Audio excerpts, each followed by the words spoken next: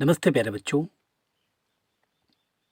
आज मैं आपको प्रश्नावली 3.3 का क्वेश्चन नंबर 3 का जो तीसरा क्वेश्चन है उसका सॉल्यूशन देने वाला हूँ। आप लोग ध्यानपूर्वक देखिएगा, समझाने का गारंटी मेरा है।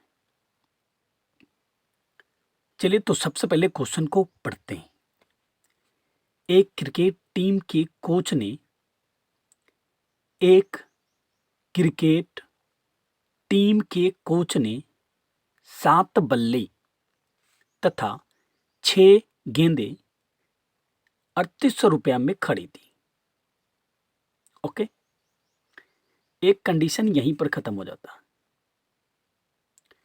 फिर है, बाद में उसने 3 बल्ले तथा 5 गेंदें 1750 रुपया में खरीदी। प्रत्येक बल्ले और प्रत्येक गेंद का मूल्य ज्ञात कीजिए। तो दो कंडीशन दिया भाई, एक कंडीशन यहां से स्टार्ट होके यहां खत्म हो गया और एक ऊपर में,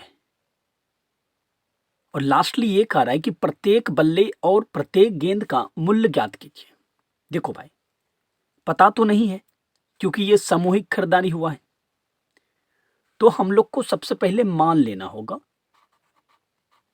माना कि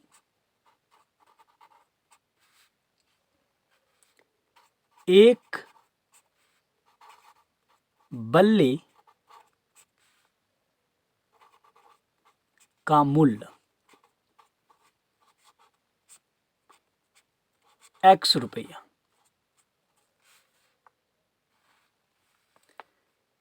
तथा एक गेंद का मूल्य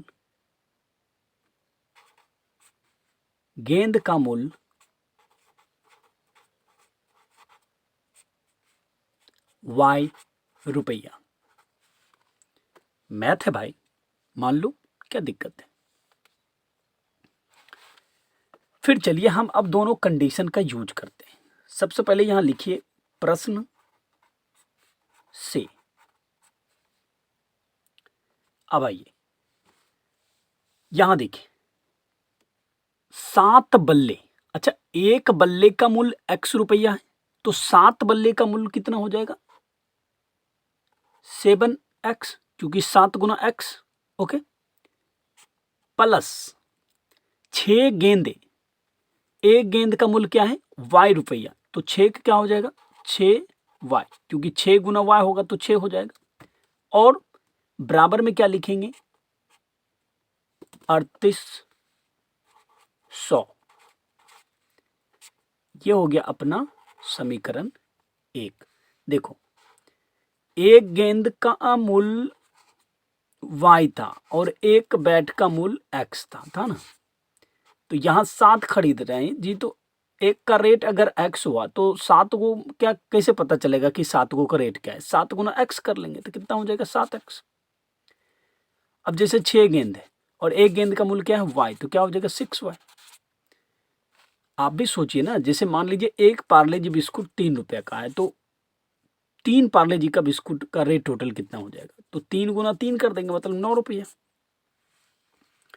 जस्ट लाइक वही रूल यहां भी हम लोग फॉलो कर रहे हैं। अब देखिए क्या है, बाद में उसने 3 बल्ले तथा 5 गेंदें 1750 रुपया में खरीदी। 3 बल्ले मतलब 3X प्लस 5 गेंदें 5Y इक्वल टू 1750 रुपया। ओके, समझ रहे हैं ना? पक्का समझ गए होंगे। Thank you. ये दो समीकरण हम लोग को मिला है। इस दोनों समीकरण से अब हम लोग को X और Y निकालना है। अगर आप चाहते हैं तो विलोपन विधि यूज कीजिए, आप चाहते हैं तो प्रतिस्थापन विधि यूज कीजिए। जो इच्छा है कर सकते हैं, आप पे डिपेंड है। लेकिन इस एक्सरसाइज में कहा गया है कि प्रतिस्थापन विधि का प्रयोग करें, तो करिए प्रतिस्थापन विधि का। उसमें क्या करना पड़ता है कि समीकरण 1 या 2 से सबसे पहले चलो एक x निकाल लो या y निकाल लो, दोनों में से कोई एक निकालो। देखो कंप्लीट नहीं निकलेगा, कंप्लीट नहीं निकलता x और y का मान, बस x है y को सिंगल करना है सबसे पहले समीकरण 1 से। तो 1 है 7x plus 6y equal to 3800। अब क्या करेंगे जी, यहां से या तो x और y ये दोनों में से कोई एक को आपको निकालना है। चलो हम x ही निकाल लेते हैं। 7x equal to 3800 minus 6y, ये प्लस है, उधर जाएगा तो क्या हो जाएगा minus. So x equal to 3800 minus 6y by 7। देखो निकल गया x, कंप्लीट नहीं निकला है बट x निकालने हैं, ठीक है। इसको हम एक समीकरण मान लेते हैं, समीकरण 3, ठीक है। यहां तक को कोई दिक्कत नहीं ना आपको? दिक्कत है तो मुझे बताइए। अब क्या करना है, इस x का मान समीकरण 2 में डालना है, एक में नहीं, क्योंकि तो एक से निकाले ही है ना, समीकरण 2 में डालना है। समीकरण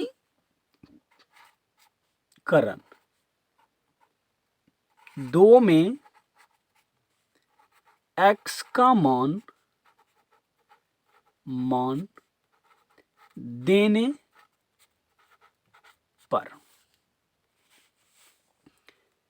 3x प्लस 5y बराबर 1750 है। तो 3 गुना x के जगह पर क्या लिखेंगे, 3800 minus 6y by 7 plus 5y बराबर 1750। ओके, समझ रहे हैं ना? अब देखो इसको हम 3 से मल्टीप्लाई करेंगे तो आराम से ये ऊपर जाएगा, तो इसके साथ मल्टीप्लाई होगा ना, पहले इसके साथ भी और इसके साथ भी। तो 3 गुना 3800, ठीक है, और फिर 3 गुना 6y बाय 7 प्लस 5y बटे 1 इक्वल टू 1750। ओके, अब देखो 0 0 और 8 को 3 बार पढ़ो, 24, 4 बाकी 2 और 3 गुना 3 कितना हो रहा है, 9 हो रहा है कि नहीं रहा? 9 में 2 जोड़ो 11, ठीक है। अब माइनस 18y, ठीक है, बटे 7 plus 5y bye 1 equal to 1750। अब क्या करना है कि यहां भिन्न का जोड़ दिख रहा है, ओके, तो आपको वो भी करना है। 7 और 1 का एलसीएम लेना पड़ेगा, तो 7 और 1 का एलसीएम तो 7 हो जाएगा। तो यहां तो हो गया आपका जो ये ऊपर वाला जैसे वैसे लिखा जाएगा, 14,400 लिख दिए माइनस 18y प्लस ये इससे मल्टीप्लाई हो जाएगा 35y इक्वल टू 1750।